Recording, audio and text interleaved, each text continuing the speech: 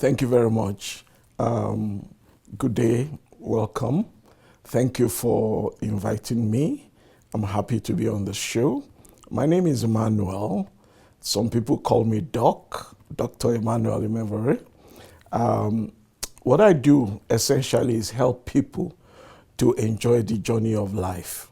To break that down is in life we all need someone loyal, sometimes professional, understanding, knowledgeable, and someone's got your back to help you go through the journey of life, because life is tough.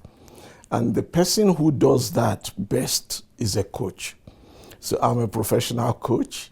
I'm also a pastor, and I write books, author of about 30 books.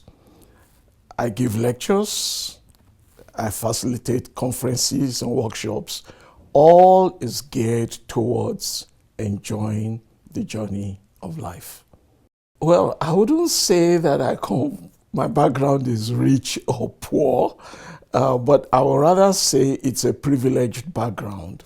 Privileged in the sense that I was fortunate, or I am fortunate, to have parents that are educated. My father is a professor. My mother is also an educationist, proprietress of schools. They are in their 80s now, but still alive. My father is also a pastor, so you see, I took after that. And having such parents, especially those that have invested time in ministry, in education, there's discipline, but there's also amazing influence as role models. So we did not lack anything, as it were, growing up, but we were brought up to understand the value of everything that you have, that things don't just come to you. You've got to go for it. But we're talking about inspiration. My father inspired a lot of people and inspired me. It's remained my greatest role model, for now. So my background is one whereby education was, there was a high premium placed on education, that's formal education. And that's actually, I'll be honest with you, how I ended up with a PhD. As a first child, first son of a professor, his dream was that I would become a professor like him, and so on. So I was virtually, guided through there. That's the kind of background, that I have. Grew up with love, with my siblings, and I would say that's why I use the word privileged, but it also positioned me. And we were able to see grief, pain, distress around the world, but not insulated from it. That we are privileged so that God has positioned us to be able to help others.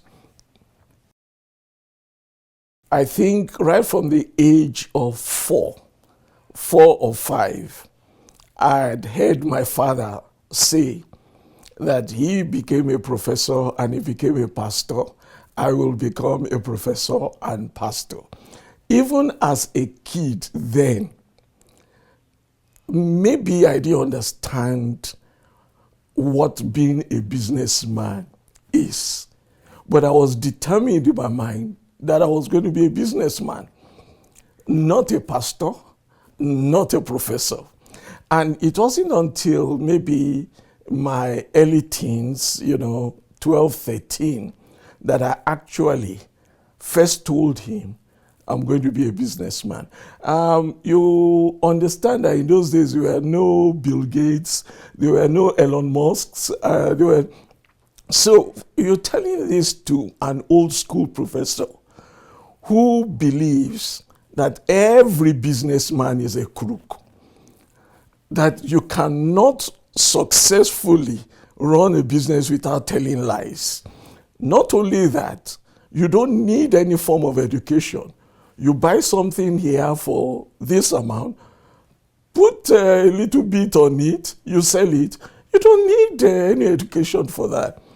But I think what inspired me to want to be a businessman, I'll be honest, even though he was a professor, he was a very exposed person.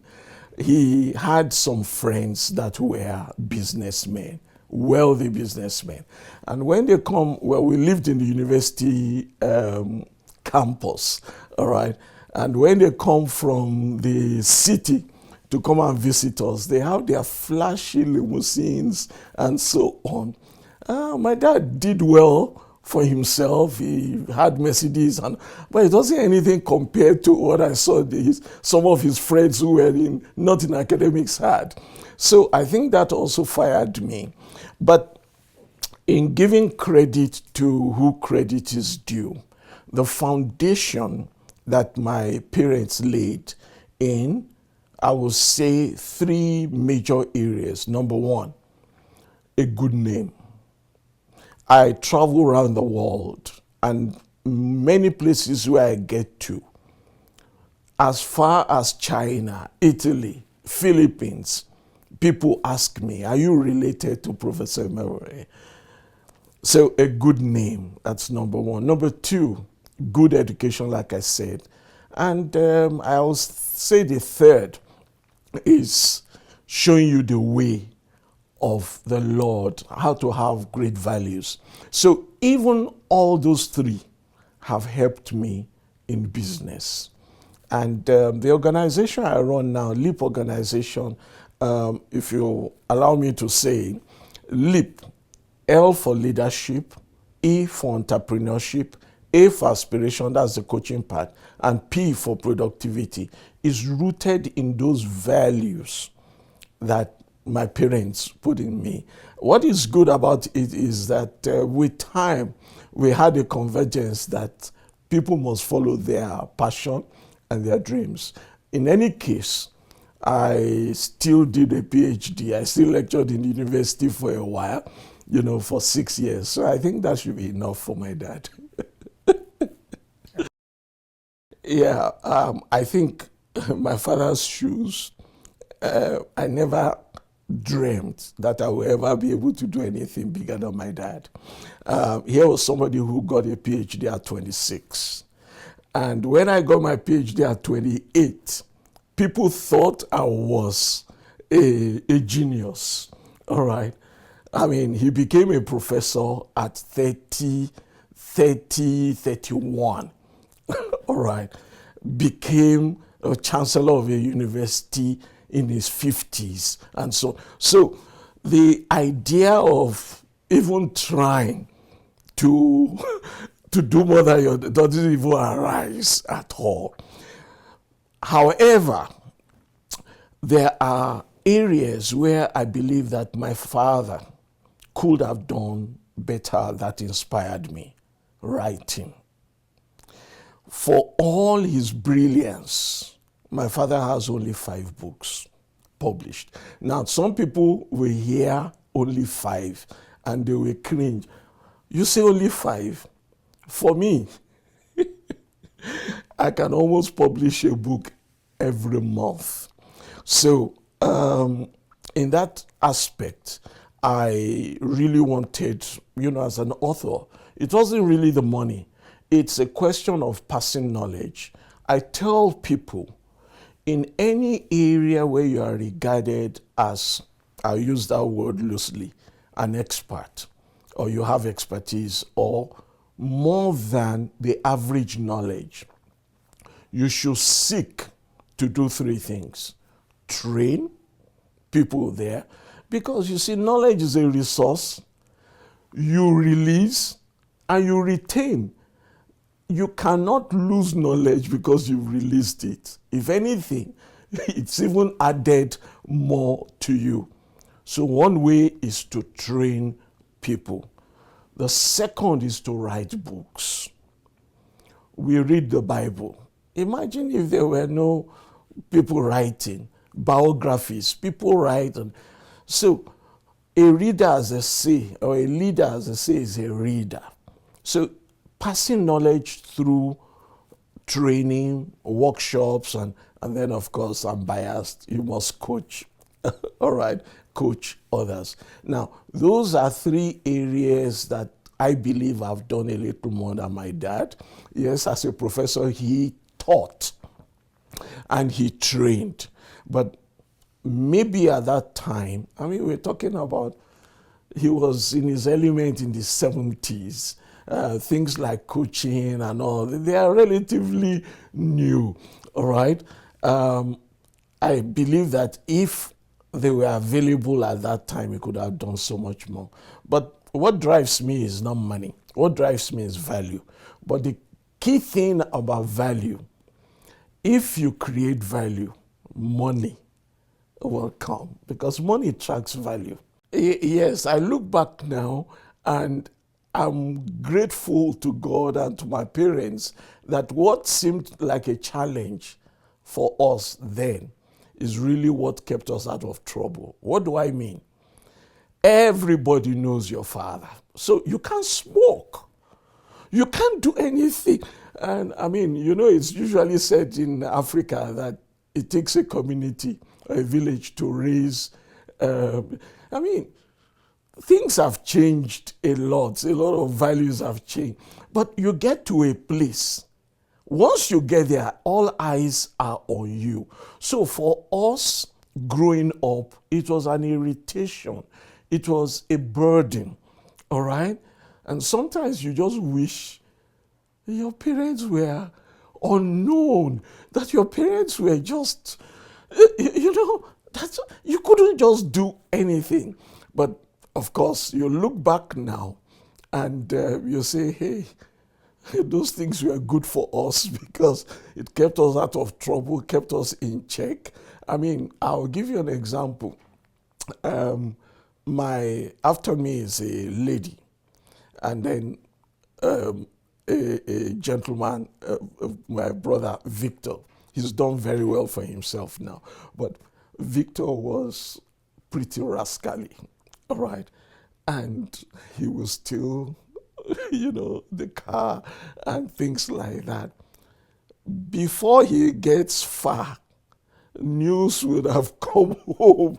I saw your car, and things like, like that, and so on. We laugh over all of those things now, but I don't know if really you want to look at that as a challenge. Yes, for us kids it was, but we didn't have the challenge of maybe no money or no clothes, or it wasn't those kind of challenges, or the challenges of absentee parents, for instance. We didn't have that. So for me, I can only point to that. And another thing I could say, perhaps a challenge later was when I was doing my PhD. I had these lecturers, old lecturers, that felt it's one thing for you to appear brilliant, but emotionally, are you sure you are good enough, strong enough for a PhD? Because the idea then is, once you get a PhD, you're not going into the job market. You're coming into the university to lecture. I mean, who's going to employ a PhD? All right? So they wanted to know, at your 20s and things like that, are you sure you can do this? Because now you're going to be lecturing people who are around your own age, and and so on. So a few of them, I'll be honest, tried to put stumbling blocks, made life a little tougher for me. Also because they felt that my dad's standing in society was, or gave me undue advantage and so on. But we surmounted all of those. So I can't really recall anything that I would say was a big challenge for me. I actually thought I had a very rosy life, I'll be honest with you. Success to me is understanding your purpose and achieving it.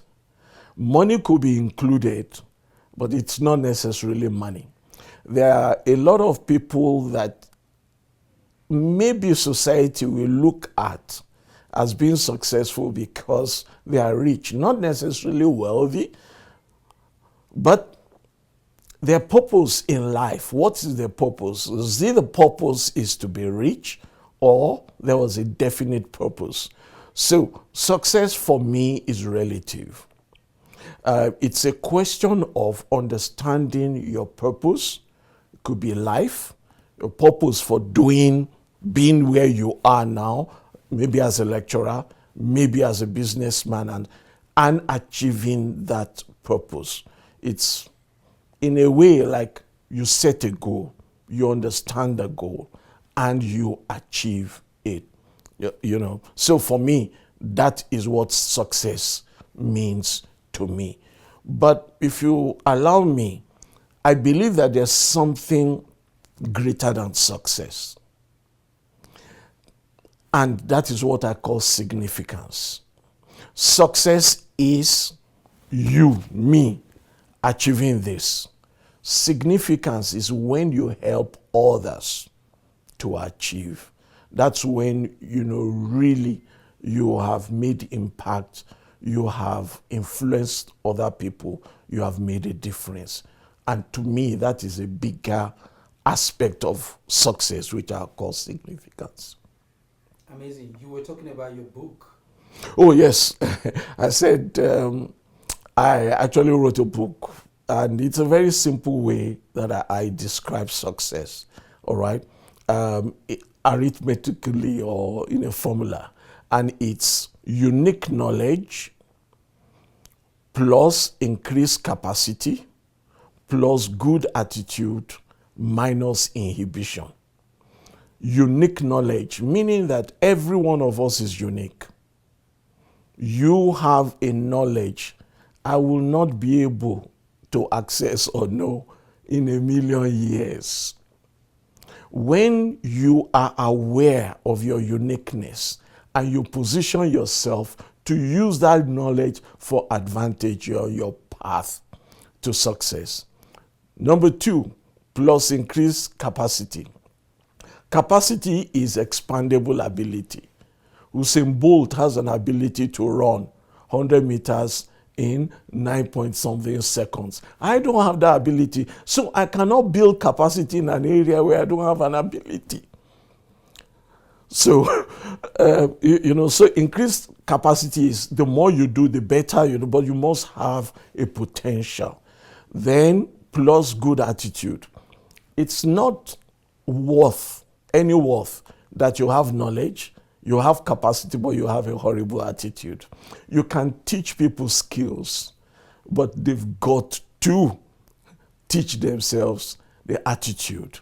So it's a good attitude that will help you to understand that you can actually succeed because you have this knowledge and you've built this capacity from an ability. Then there's the last one, I said minus inhibition. What is inhibition? Inhibition is that thing that says, what if? I'm sure you've thought of wanting to do something great and something will just come to your mind. Hey, will this happen? What if? There's laziness sometimes, there's procrastination, there's fear and all that. Everything we've seen around us today is a dream, someone's dream. And don't tell me that they didn't have anything that would have appeared to them like, oh, it may not work. But they overcame that inhibition, and today we celebrate them. There's a book I like to recommend. I just started reading the book, so it's like top of mind to me. It's Winning the Money Game. Winning the Money Game by a young South African, an ex-banker, and his name is Lambo Mambo. And it's a story of how many of us go through educational institutions and all that, but don't understand that money is a game. And so it's a story, it's very well, I'll recommend that to to people, especially young people, because everyone has a relationship with money that is different. It's the currency of life. The second book I like, excuse me, to recommend is by Winning with People. John Maxwell is a very powerful book. It just speaks about everything is about people. And if you are going to be, we use the word successful, yeah. If you're going to be successful, if you're going to be impactful, if you're going to be influential, if you're going to be, it's people. But you've got to win with people. So I'll recommend those two books, apart from the Bible, of course. Okay, I have a quote I would like to recommend and which I apply to myself. You cannot make money and excuse at the same time. You cannot make money and excuse at the same time. One must give. That's Jack Welch. All right. There's another quote. Now, this is me, my own quote. All right. So this is Emmanuel's quote. It simply is, greatness that is in you is brought out through hardship. You want me to give another quote? I like another quote by a good friend of mine, Tony Doville, all right, a partner and coach. He says, and I quote, I'm sorry. Yeah, let's go again. He says, and I quote, shy salesmen have skinny children. I'll repeat it. Shy salesmen have skinny children.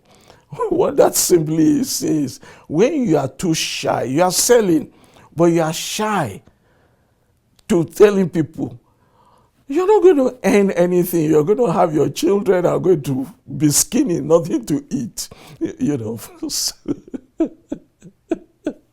My perception, and because I want to use that word perception, perception may not be reality, of where we are now is that the onset of the digital revolution and so on is great. As a coach, people expect that life will be like drive-through because we want everything quick. So life and development is about process, and it takes time. You sow a seed, it must germinate and grow and all that and fruiting. But we're in a world and era and stage now that people want instant gratification. They want everything instant. And as a coach, the challenge I see there is that people don't want to pay the price, but they want the prize. And there's the digital thing, there's that says to you that, hey, you don't need to learn. I mean, a 5-year-old now will operate a phone and take photos. So what does he need Kodak for and things like that? But that's not the reality of life. Social media does not prepare you for the resources that is inside there. And what a coach does essentially is not to teach you, is to help you to bring out what is already in you for you to overcome there. So if it is superficial, there's nothing there, and there's poor me, and you're expecting something from the outside, it's a bit difficult for the coach. You've got to give the coach something to work with. My immediate, I'll put them into immediate, medium, and long term. My immediate plans and goals is to build Leap Foundation. Leap Foundation is an NPO, non-profit organization that was launched this year, 2022, in April. It focuses on empowering women of Africa and youths of Africa in 4 areas, giving them access in 4 areas. And I can use the acronym LIFE. L, leadership, I, innovation, F, finance, and E, entrepreneurship. That is a project that we've just started. So my immediate goal and focus is on that. Medium is to expand my coaching organization, International Coaching and Mentoring Institute, ICMI, to be in 50 countries in the next 5 years. We are already in 5 countries now. ICMI is a specialist coaching organization. We do career, life, executive, business, strategy, finance, and leadership coaching. Recently, because of what we're doing with Leap Foundation, because I'm the founder of both of them, we have now put youth coaching, and we are currently working with Nelson Mandela Children's Fund on that. But we want to take this to as many countries as possible, so we've put ourselves there 50 countries in 5 years. In terms of long-term goal is to write 200 books before I'm 80. What I see that's happening around the world that encourages me is, of course, the technology. The rate at which technology is advancing. It makes life a lot easier for us. And even for some of us that are still old school, it's helped us to, if you like, do our business much better. All right. For instance, I now have online courses. I can now do some training virtual. Before all this, I have to be present physically, and so on. So I'm excited at the rate and the advancement in technology. It has its challenges, but the benefit part is there. That excites me. The second thing that I would say that excites me is that there's more awareness in the world, today, maybe also because of social media. Why do I say it excites me? I am a leadership fob. I mean, I'm trained as an executive coach, leadership coach, and I know that leaders have a responsibility to be transparent and open to their people. But we've not always had open, transparent, and credible leaders. Today, the way the world is going, we hold our leaders accountable because somehow there's an awareness. And it's not just, it's all over the world. It's all over the world. There isn't that poor me, I'm in one corner again, and so on. And it will continue because the young people become bolder. They become more energized and they ask questions. And this, I think, is good for leadership, not just national. In the family, without being rude to your parents, you should ask questions. In organizations, in the country, and everywhere. So I'm excited about that. This is how I believe you can find your purpose. It starts with a dream.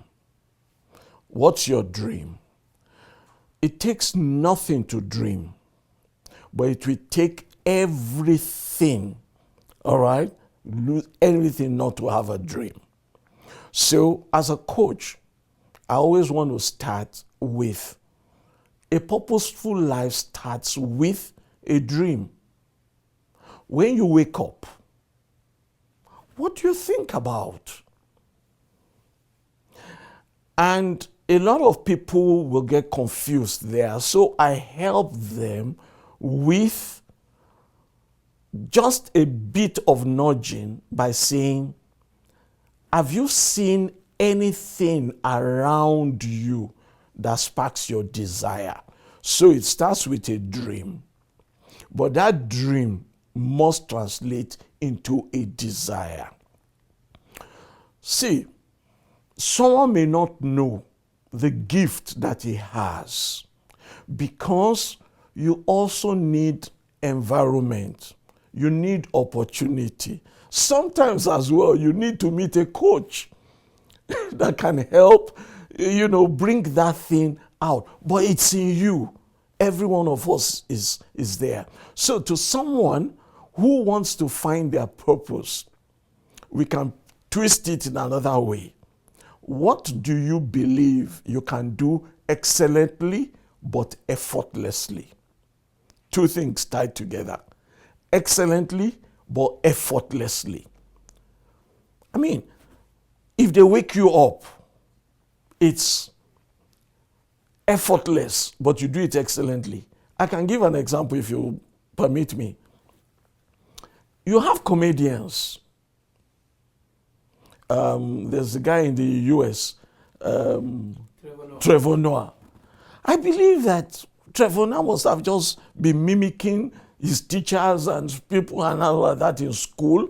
And for him, it was just fun. It was just, you think he initially at that time thought of it as a career? I don't think so. You have footballers today, all right, that just started, but for them, it's just like, it just comes to me almost natural. Now, you have to help some people to put a finger on that. Doing it excellently doesn't mean they are perfect, but they do it better than the average, and it's effortless. Next is now that desire, all right? And it has to do with passion. You will pay to do it. Trevor Noah will pay. Michael Jackson will pay. Lionel Messi will pay. Ronaldo will pay to do what they are doing. Then the third, they are now paid to do it. To people who are struggling and finding it difficult, to get by in business and life and so on, the first thing is, tomorrow is a new day. Today is a new day. Yesterday is gone. You can't do anything about the past. But what I will recommend to everyone is get a coach. Why should you get a coach? Not because there's something wrong with you. And that's the difference between a coach and, a psychologist, and so on. The coach sees the potential in you. You may not see it because there's a lot of noise around. You've had bad experiences. You've had people, cheat you. You don't have money to start business. You're not going to do anything as long as you keep moaning, me, I can't. But what a coach does for you is what the coach does on the sports field as well. These sportsmen want to quit many times.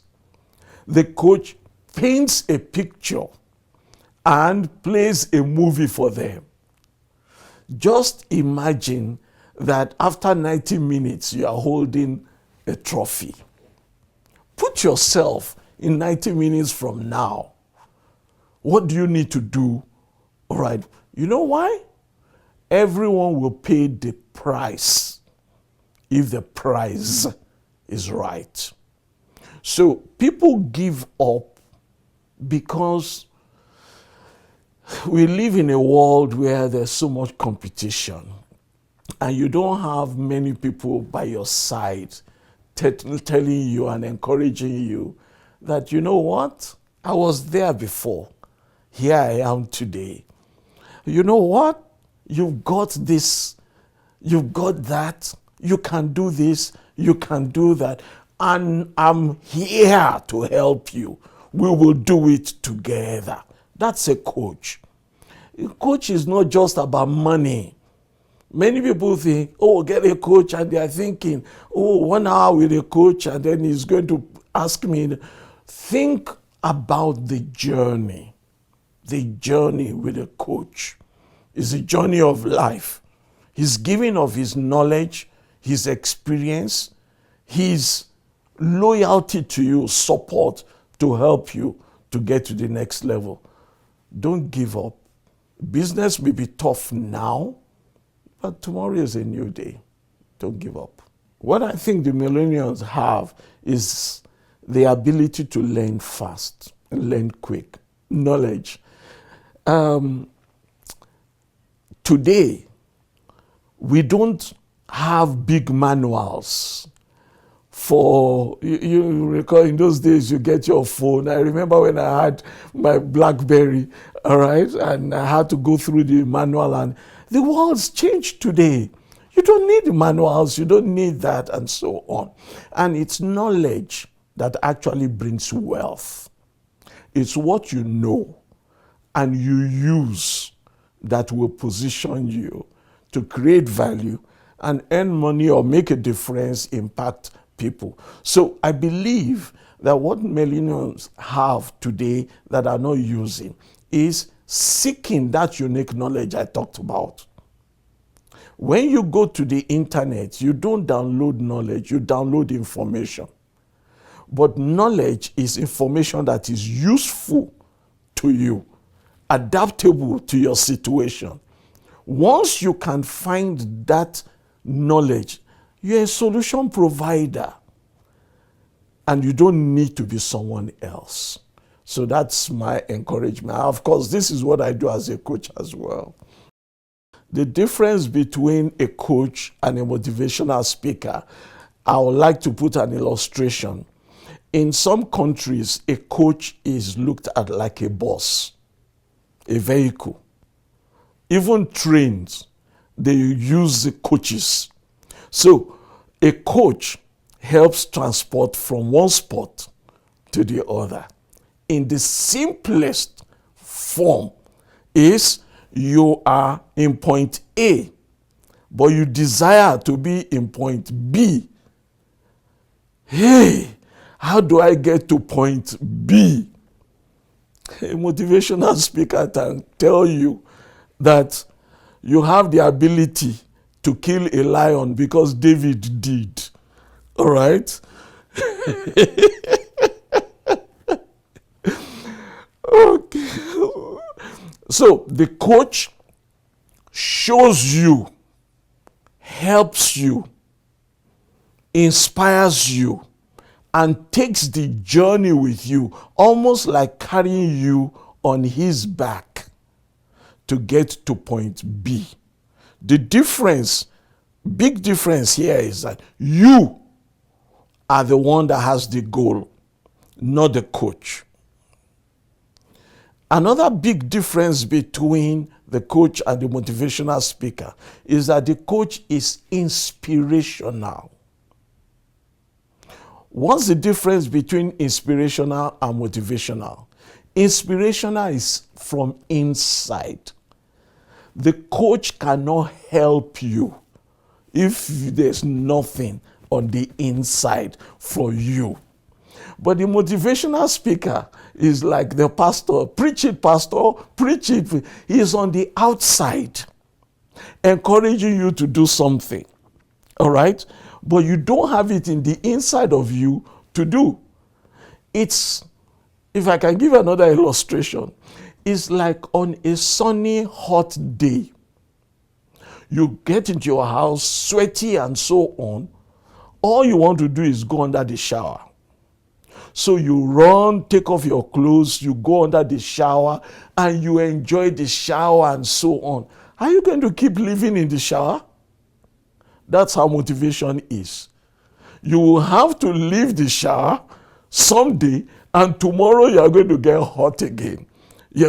So you will need to continue to be motivated because it's from the outside. An inspiration is when someone like Mandela says the struggle is my life. You understand? It's from the inside. You can't stop an inspired person because he has a cause. He has a reason. And that's what the coach helps you to see. I do. I have a very inspirational story, and I want to warn you, I hope I won't cry. Every time I share this story, I am full of emotions. Interestingly, it started in 2004. I used to regard myself as a motivational speaker then, but I was already a coach.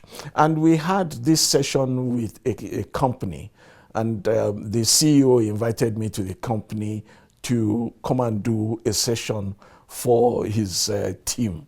There were about 34 of them. And I have a process that I call breaking the ice, where people choose power names.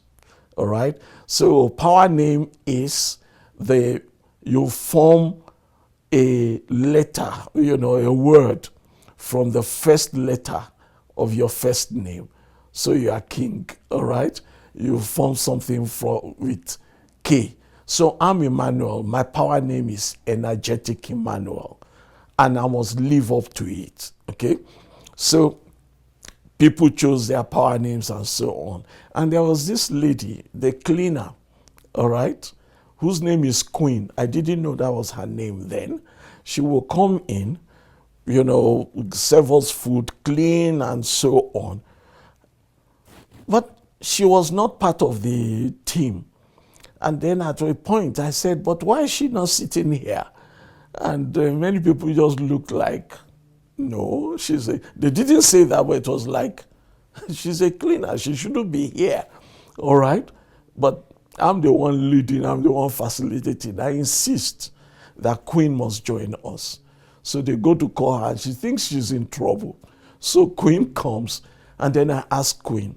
So there's this lady, her name is Queen. Well, I got to know her name later. She comes in, clean, and take our mess and so on. And I was wondering, why is Queen not sitting here? But obviously, people did not expect that a cleaner should be sitting where managers are sitting. But I'm the facilitator, and I insisted. So they called Queen. She thought she was in trouble. She came, and we asked her to sit down. So I explained the power name to her. And there is now the problem. What name can you choose from Q? It's a very difficult alphabet. And so, her bosses were laughing and so on. But I waited for her.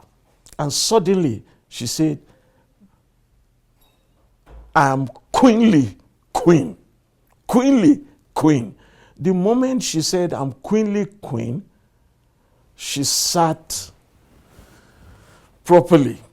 And I realized energy. As coaches, we talk a lot about energy. So that's tracking energy. So what I did, I said, Queen, you know who a queen is? She said, yes. I said, as a queen, you are like the CEO of this organization now. Everybody here is your subordinate. Queen, what will you do different? Or what will you do to move this company forward? And Queen just went to town. I'm going to do this, I'm going to do that, I'm going to do that, and everything. Nobody was laughing any longer. People were taking notes. Now, this is a cleaner. This is a tea girl. She's not a shareholder, but she sees herself as a stakeholder. But she never had the opportunity to express what she had inside of her that could move the organization forward. I'm happy to say, Queen from that day did not see herself as a cleaner. She saw herself as a queen. She still cleaned, she still served, but in her mind, she was a queen. The story ends with Queen asking the organization to sponsor her to go to university, which they did. She still worked for the same organization, and it ends with a beautiful story ending where Queen becomes executive director of that same organization. And I'm happy to say I was her coach. The 4 keys to success for me is: number 1, purpose; number 2, plan; number 3, people; number 4, patience. Okay. Purpose. Okay, all right, okay. Yeah. Purpose. There must be a reason for you to want to be where you dream and desire to be. Okay, all right, let's take it again. Action. The purpose. What is the purpose? There must be a reason for you to want to be successful. That's how you live a purposeful life. That's how you begin to see yourself as successful. So what's the purpose? For me, the purpose should not be just you. The purpose should have people and community. Number 2, plan. Once there is a purpose, a plan must be put in place, because anybody can dream. But in order not to remain a daydreamer, you must develop something. So a plan for me is putting strategies, directions, all right, to fit that purpose. Even in the creation of the earth, the purpose of God was clear at the end, but there was a plan, sequential plan. The next thing is people. For you to really be successful in life, it must involve people. Your dream may be individual, maybe for you as an individual, but it must include people. And the more people that it includes, the bigger the dream. The example I can give is a father will have a dream for his household. How many are they? A president has a dream for his country.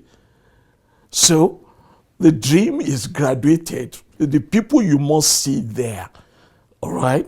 It's about people. Even if you want to feed your dog, it is people that you have to talk to exchange money, to get. It's all about people. And the 4th important thing is patience. All of these is P. But what is patience? Patience is not just sitting and waiting.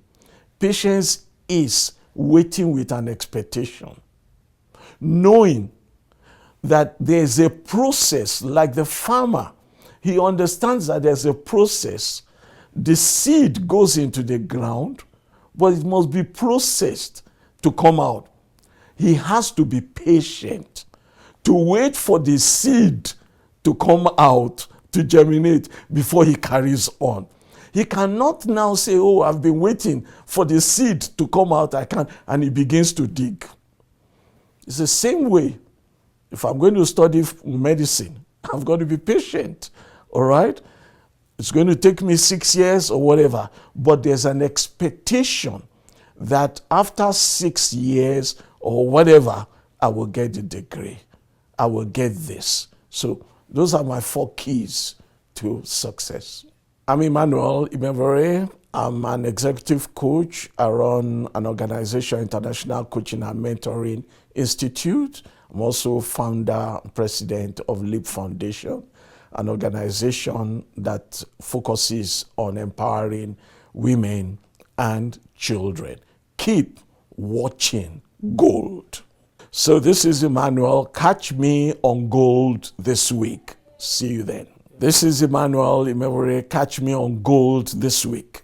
I'm Emmanuel Imevbore, executive coach and CEO of International Coaching and Mentoring Institute and president of Leap Foundation. Catch me on gold this week. My name is Emmanuel Imevbore. I'm executive coach working with International Coaching and Mentoring Institute. Keep watching Gold with King Nee.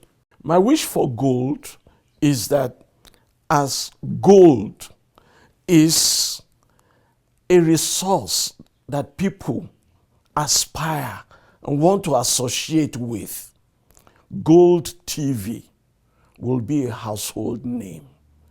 Gold TV, which has the desire to inspire people and make a difference in the world, will be one that will be touching people's lives. Today, people believe that there are no people around that can share good news, because what seems to sell, and it is usually said that what sells is bad news. There's too much bad news. My prayer, wish, desire for gold is that indeed you will continue to inspire people to see their lives as worth gold and more. There are people that are going through challenges in life. There's a particular person that continues to inspire me. There's a lady in Zimbabwe who is an inspiration to me as a coach. I coach her, but many times it turns out that she's the one that is actually encouraging me and coaching me. This is a mother, a wife, a business owner, full of dreams, full of energy.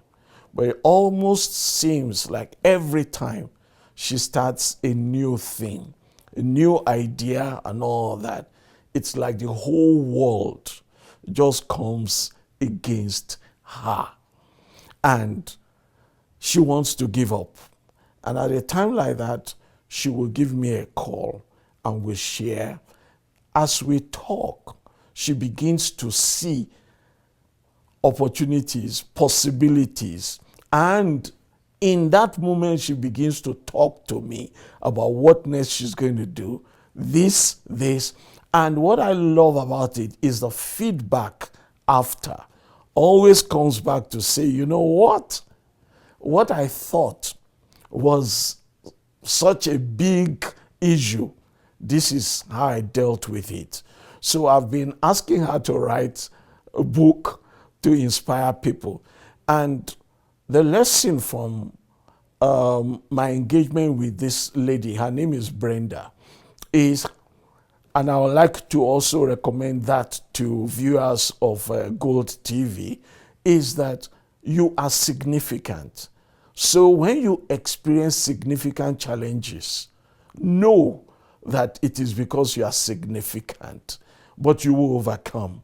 Life is tough, but life was made for the living. Don't give up. Better days are ahead. And I'm going to say it again. Look for someone professional, someone credible, someone experienced, someone knowledgeable, but loyal, ready to support you.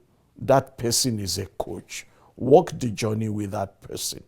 When I have a bit of doubt, which will always come because we are human beings, my coping mechanism is to understand that it is a seed that has been given to me. And as a seed, I have the responsibility to develop it. So that seed could be a problem. That seed could be a need. That seed could be a lie told against me. That seed could be anything. But what do you do with a seed? My philosophy in coping is that I must never eat my seed. I have to develop the seed. Why? Because inside the seed is the fruit that I need to share with others. So like any human being, I will be afraid of certain things. I will get scared. I mean, we are emotional beings. You will get angry, you will get this, but just step back and say, this is a seed that has been given to me. What should I do with the seed? A seed is a potential. What you do with it is what is important. Don't throw away the seed. Inside that seed is an opportunity for you. Many times seeds are bitter. They are not sweet. But inside the seed is potential fruit. Many people have given me opportunities, open doors for me in life. But there's a particular person that I would like to express my gratitude to is Professor Seth Ajayi, my professor and supervised my PhD. He in particular was the one that encouraged me to be the person that I eventually became in accessing knowledge and utilizing knowledge. And I like to say one of the things he used to tell me is that knowledge that is not used is useless, is as good as not knowing it. So seek knowledge, utilize knowledge, and pass it on. And I'm eternally grateful to him for helping me, putting me on the path, not just on the path of academics, but showing me how to make impact and influence people. I'd like to say a big thank you to my partner, Tony Dovale, the white version of me.